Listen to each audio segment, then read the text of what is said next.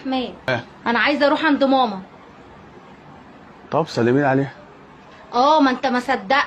عايز البيت يفضى عليك عشان تهيص وتلعب براحتك. لا اله الا الله. احمد، انا عايزه اروح عند ماما. ما تخليكي قاعده معايا النهارده. ما انت عايز تحبسني. اقعد بقى اخدمك انت وعيالك ولا اروح ولا اجي؟